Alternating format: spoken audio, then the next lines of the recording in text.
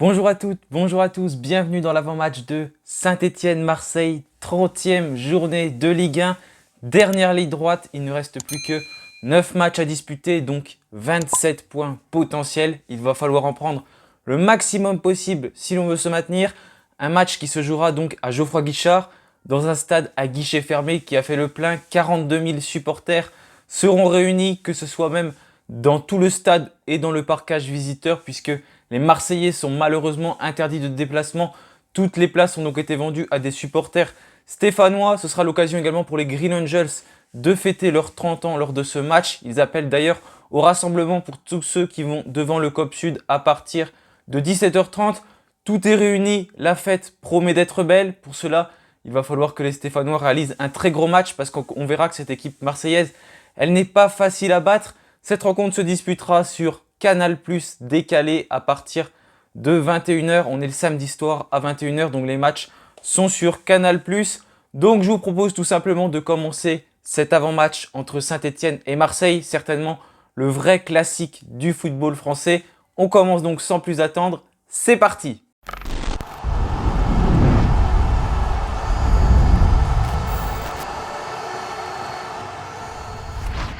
Voilà, c'est un match où les Stéphanois ou les Marseillais vont tous revenir de sélection. Il y en avait quelques-uns côté stéphanois, notamment Moukoudi, Trauco, également Étienne Green et Lucas Gourna. Donc tous ces joueurs-là vont donc revenir de sélection et devraient être disponibles. Certains ont plus joué que d'autres, notamment Moukoudi qui n'a pas disputé de la moindre minute avec son équipe du Cameroun, mais c'est quand même qualifié pour la Coupe du Monde face à l'Algérie, tout comme Wabi Kazri qui s'est également qualifié pour la Coupe du Monde, même s'il n'était pas disponible, puisque blessé au niveau des ischio-jambiers, il est donc resté à Saint-Étienne faire un petit travail. D'ailleurs, on va commencer par parler des absents de ce match, et malheureusement, Wabi Kazri devrait en faire partie. Comme je l'ai dit, il était touché aux ischio-jambiers lors de la rencontre contre Troyes, lui qui avait déjà une délicatesse à la cheville. Malheureusement, il ne devrait pas pouvoir prendre part à cette rencontre. C'est notamment les informations de l'équipe. On verra dans le groupe et dans la conférence de presse de Pascal Duprat s'il apparaît dès demain. Mais normalement, il n'y aura pas Wabi Kazri dans l'attaque stéphanoise. Et c'est quand même une très très grosse absence pour nous. Autre absence, Niagnon. On sait plus une absence, je le dis à chaque match. Mais je commence à en avoir un petit peu marre. On a recruté Niagnon et il n'a l'air de ne jamais pouvoir être disponible. Je pense qu'il ne jouera aucun match avant la fin de la saison. Sako qui ne devrait pas être là non plus, qui ne sera pas là puisque malheureusement, on sait tous, il était touché au niveau des ligaments du genou contre 3. Donc c'est un des principaux problèmes pour Pascal Duprat. Comment va-t-il pouvoir composer son équipe? Je me suis d'ailleurs posé cette question dans la dernière vidéo lundi. On a vu que les choix n'étaient pas forcément faciles. Et là, dans la composition probable, ce n'est pas évident non plus. Romain Mouma qui ne sera pas là, blessé au niveau du poignet, qui normalement n'est pas tout à fait rétabli. Il est incertain. Peut-être qu'il pourra réintégrer le groupe, Romain Mouma, mais potentiellement il ne sera pas là, en tout cas si on en croit les informations de l'équipe. Saïdousso également en délicatesse avec sa cheville ne pourra toujours pas revenir. Ça fait un petit moment qu'il est atteint de cette cheville et qu'il ne peut plus disputer le moindre match, déjà ne pas apparaître dans le groupe Saïdousso. Et ensuite on pourrait avoir des retours et notamment, c'est même pas un retour, c'est une arrivée puisqu'il n'a jamais été dans le groupe stéphanois. C'est Enzo Crivelli qui normalement devrait être bon et pourrait faire son retour dans le groupe. Son retour, non, c'est pas son retour comme je l'ai dit, c'est sa première dans le groupe. Peut-être qu'il ne va pas disputer ce match en intégralité, mais en tout cas, il pourrait déjà être présent. Donc ça, c'est une bonne nouvelle, mais est-ce que ce n'est pas déjà trop tard puisque le groupe fonctionne quand même assez bien, même si notre dynamique, elle est un peu moins bonne sur les dernières rencontres. Mais Enzo Crivelli, il ne connaît pas vraiment ses partenaires. Vous allez me dire s'il les connaît, il joue avec à l'entraînement. Mais c'est pas pareil. Déjà, il n'a pas les rythmes des matchs. Et le rythme, c'est quelque chose qui est important. Et puis, il n'y a pas d'automatisme qui s'est fait durant les rencontres. L'entraînement et les vrais matchs, ce n'est pas du tout la même chose. En tout cas, on va voir s'il peut nous apporter, notamment en fin de match. Mais une bonne nouvelle quand même avec ce retour d'Enzo Crivelli. Neyou, qui n'est pas dans le groupe depuis un moment, pourrait peut-être faire son retour également. Et Masson, je ne sais pas quand il va revenir. Mais en tout cas, il a l'air de s'entraîner. Donc peut-être qu'il pourrait faire son retour dans le groupe. En tout cas, on le verra, mais à mon avis, il ne pourra pas prétendre à une place de titulaire. Du côté de Marseille, il y a quand même moins d'absents. Il y a tout d'abord Luan Pérez qui est suspendu pour cette rencontre, donc le défenseur marseillais qui fera son retour lors de la 31e journée. Ensuite, on a Balerdi qui est touché au niveau de l'épaule. Normalement, c'est une fin de saison pour lui. Une bonne nouvelle pour les Verts, l'attaquant phare de Marseille, Milic, qui s'est blessé en sélection. C'est un peu compliqué avec Milic, on voit avec Sampaoli qui le fait un coup joué, un coup pas joué. Il les gère très mal, ce joueur qui est pourtant un très bon attaquant et qui marque quasiment à chaque rencontre quand il joue. Donc c'est une bonne nouvelle pour nous, lui qui n'est pas là, touché à la cuisse, pourrait revenir peut-être pour la prochaine journée, mais contre Saint-Etienne, il ne sera pas présent. Alvaro González, bon, on sait, il est en conflit avec le club. Sampaoli qui n'en veut plus, c'est pareil. Normalement, tout est terminé avec lui. Ça fait un moment qu'il n'a pas disputé un match avec Marseille. Il ne devrait pas être là. Et voilà, peut-être De La Fuente qui va faire son retour dans le groupe côté marseillais. Donc on voit que les Marseillais n'ont pas forcément beaucoup d'absents, mais il y a quand même dedans Milic. Et ça, c'est une très bonne nouvelle pour nous. En tout cas, cette équipe marseillaise, elle est vraiment en forme, puisqu'en Ligue 1, elle est deuxième, tout simplement dauphin du Paris Saint-Germain, même si Paris a beaucoup d'avance, malgré le fait qu'ils ne réalisent pas forcément des très belles rencontres et qu'ils ne prennent plus beaucoup de points en ce moment. En tout cas, l'OM est deuxième lors de leur dernier match.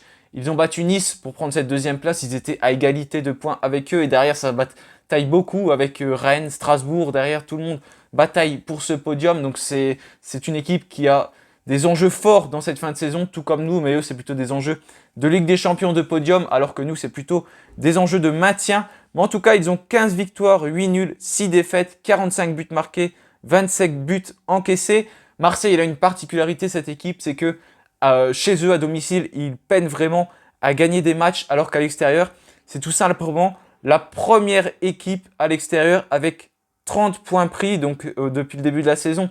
C'est quand même une des meilleures équipes dans ce domaine, même la meilleure en France. Ils ont seulement 2 défaites. Leur dernière défaite à l'extérieur, c'était un match qui s'est joué à huis clos face à Lyon le 2 février où ils s'étaient inclinés sur le score de 2-1.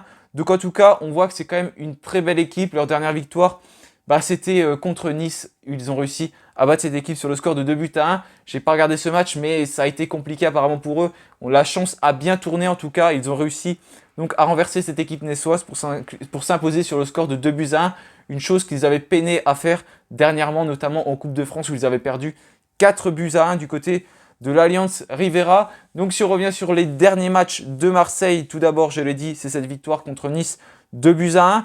Avant, ils avaient battu Bâle en Conference League, puisque Marseille est dans cette compétition. Ils s'étaient fait éliminer de l'Europa League, mais ils ont été reversés en Conference League. Ils ont battu Bâle 2-1 sur les 2 confrontations, que ce soit au Vélodrome et également en Suisse. Avant, ils avaient battu Brest sur le score de 4-1, une victoire éclatante en Bretagne, et ils avaient perdu leur dernier match contre Monaco sur le score de 1-0. Donc leur dernière défaite en Ligue 1, elle remonte au 20 février, et juste avant, ils avaient également perdu à domicile contre Clermont sur le score de 2-0. Mais comme je l'ai dit, cette équipe marseillaise, elle a vraiment du mal à domicile, ce qui est totalement différent à l'extérieur où elle déploie beaucoup plus facilement son jeu. Et il y a également une autre bonne nouvelle pour nous, ils vont disputer une rencontre le 7 avril en Conference League. Ce sera donc un match très important pour eux à domicile contre une équipe grecque. Il va falloir pour eux simplement qu'ils arrivent à gagner cette rencontre s'ils veulent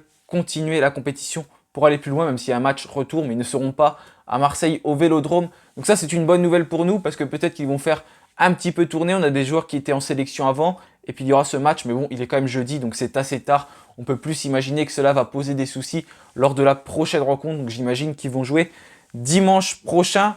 Donc en tout cas, voilà concernant cette équipe marseillaise, qui est une des meilleures équipes en Ligue 1, surtout à l'extérieur, donc ça va être très compliqué. Ils ont une bonne défense, on le voit avec William Saliba qui vient d'être sélectionné en équipe de France et qui est quand même un élément essentiel de cette défense marseillaise. C'est pas évident, j'ai pas fait la composition de Marseille parce que je sais pas vraiment comment ça va se passer. Déjà, je tourne cette vidéo le jeudi, donc il y a beaucoup d'incertitudes. Mais Marseille, des fois, il joue à 4 derrière, des fois, il joue à 3. Saliba qui se retrouve des fois côté droit, un peu comme était Falaye Sako, donc ce qui n'est pas vraiment son poste. J'espère qu'ils vont jouer plutôt dans ce système-là. Sinon, ils jouent plutôt à 4 avec Saliba qui est également défenseur central, mais c'est jamais évident de prévoir les compositions de Sampaoli, s'il fait jouer Milic ou non, là il ne sera pas là lors de cette rencontre. Mais en tout cas, Marseille, c'est une équipe qui est très forte sur le papier, mais des fois elle se perd un petit peu en route toute seule. Maintenant, on va parler de nos concurrents directs pour le maintien. Qui vont-ils affronter? Donc on a encore pas mal à jouer le maintien, notamment ça commence à partir de Angers, 14e avec 32 points, qui va se déplacer du côté de Lyon. Ensuite, on a Troyes qui est 15e avec 29 points, qui va recevoir Reims. Reims qui est quasiment assuré d'être sauvé. En cas de victoire, en tout cas, il devrait être sauvé parce que je pense qu'au bout de à 38 points, je pense que cette saison, le maintien, il est complètement acquis. Lorient, ça va être compliqué pour eux de gagner, même si cette équipe parisienne, elle est imprévisible, mais ils vont jouer au Parc des Princes, donc face à Paris. J'espère en tout cas qu'ils vont perdre, parce que contre Paris, normalement, on ne doit pas prendre ses points, mais comme cette équipe, elle est vraiment imprévisible en ce moment, j'espère vraiment que Lorient ne va pas prendre de points. Lorient, c'est un adversaire qui va arriver très vite, qu'on va affronter juste après. Clermont qui va recevoir Nantes. Ensuite, Saint-Etienne, Marseille. Avec nos 27 points, ça va être compliqué de battre Marseille, mais il va falloir prendre plus de points, surtout à domicile et devant 42 000 supporters. Ensuite, Metz qui va donc recevoir Monaco et Bordeaux qui va se déplacer du côté de Lille. Bordeaux et Metz qui ont 22 et 23 points, 19e et 20e. Nous, on est avec 27 points, 18e. Donc, en cas de succès de nous et de défaite de ces deux clubs, on pourrait se donner un petit peu d'air par rapport à eux et un petit peu plus, malheureusement, les enfoncer au classement. Surtout, malheureusement, pour Bordeaux parce que je n'aimerais pas voir ce club descendre. Mais en tout cas, ça va très mal pour Bordeaux qui n'avait même pas réussi à battre Montpellier la fois dernière alors qu'ils étaient à 9 contre 11. Bordeaux qui était 11, Montpellier qui était 9 et Bordeaux n'a jamais réussi à remporter cette rencontre. Maintenant, on va parler de la composition probable. C'est plutôt la composition que j'aimerais voir parce que probable, c'est compliqué à prévoir, surtout avec l'absence de Falaye Sako. Même si on sait que cette équipe, elle ne change pas beaucoup. C'est toujours ce système en 3-4-3. Je pense que Pascal Duprat ne va pas tout changer contre Marseille. Il va garder ce 3-4-3. En tout cas, Paul Bernardoni devrait faire son apparition dans les cages. Ensuite, en défense centrale, donc là, c'est un petit peu imprévisible. Nadé Mangala, je pense que cela ne va pas bouger. Et pour le troisième, celui qui va remplacer Falaye Sako, c'est pas évident. J'ai mis Timothée Kolo-Djezak. Vous allez me dire, mais Timothée Kolo-Djezak, on l'a bien vu en défense avec Claude Puel, c'était compliqué. Il se faisait tout le temps prendre, il faisait tout le temps le petit geste qui fait qu'il y avait faute. On a pris beaucoup de buts à cause de lui. Oui, certes, mais là, on est passé à une défense à 3. Ce n'est pas pareil qu'à 4. Nadé qui était un petit peu perdu également sous Claude Puel. Et finalement, dans cette défense à 3, il est plus en confiance puisque avec 3 défenseurs centraux, je pense que c'est plus facile de se repérer sur le terrain puisque on a beaucoup de coéquipiers à côté de nous. Si on fait une erreur, quelqu'un peut potentiellement la rattraper. Ça met peut-être en confiance et c'est peut-être également Mangala qui met en confiance tout le monde. Donc peut-être qu'il peut faire pareil pour Timothée Kolo-Djezak qui a beaucoup d'expérience. Et on n'a pas vraiment le choix puisque Moukoudi revient de sélection, donc il aura déjà ce voyage dans les jambes même s'il n'a pas joué. Et on a vu contre 3 que ça ne pouvait pas le faire. Nadé, Mangala, Moukoudi, ça fait trop de joueurs qui sont lourds. Pour moi, c'est quelque chose qui ne peut pas fonctionner. On l'a vu sur le but, notamment de 3, où on s'est totalement fait prendre de vitesse. Il n'y avait pas un joueur qui court vite derrière, même si Kolo-Djezak n'est pas spécialement rapide, mais il est quand même un petit peu plus explosif que Mangala et Nadé.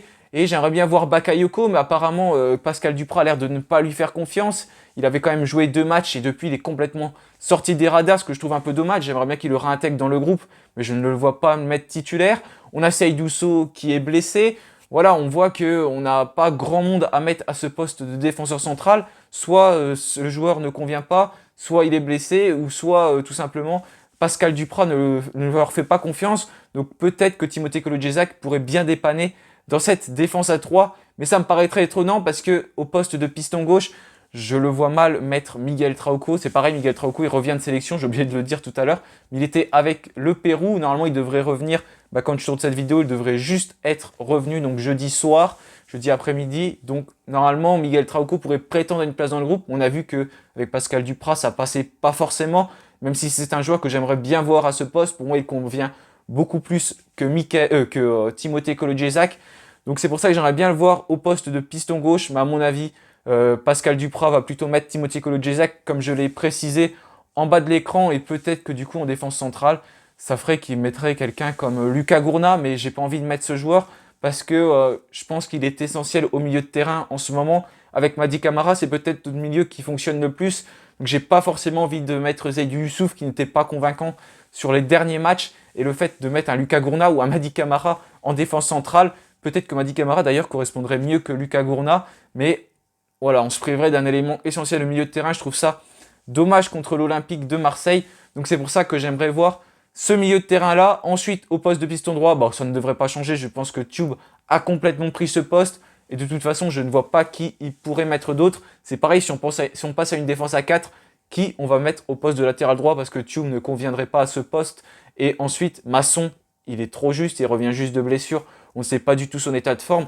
C'est peut-être un des postes qu'on aurait dû recruter au mercato hivernal. La cellule de recrutement n'a pas eu l'air de se porter sur ce choix, en tout cas, parce qu'il n'y a pas vraiment de noms qui sont ressortis, alors que pour moi, ça aurait été vraiment important, et on le voit avec la blessure de Falaï Sako, on en aurait besoin de ce latéral droit, ou peut-être que ce qui était prévu, c'était de passer en 4-4-2 avec Falaï Sako, qui passe du côté droit, et qui était à ce moment-là, côté droit et Masson était plus sa doublure, c'était peut-être ce qui était prévu, et en attaque, Boudbouz, Bouanga, Nordin, malheureusement Wabi Kazri qui ne devrait pas être présent.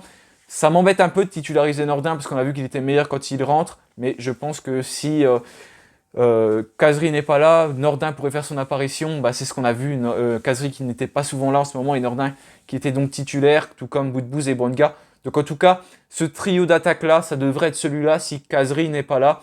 Et les incertitudes, c'est plutôt au milieu de terrain et en défense. Je suis curieux de voir ce que Pascal Duprat va faire. Bon, on est déjà à 16 minutes de vidéo. Je vais peut-être arrêter l'avant-match maintenant. En tout cas, merci à tous de l'avoir suivi. N'oubliez pas de vous abonner si vous ne l'êtes pas encore. On se retrouvera comme d'habitude pour le débrief de cette rencontre. J'espère un match victorieux avec une belle fête en tribune. En tout cas, je vous souhaite une bonne fin de semaine et allez les Verts. Salut à tous.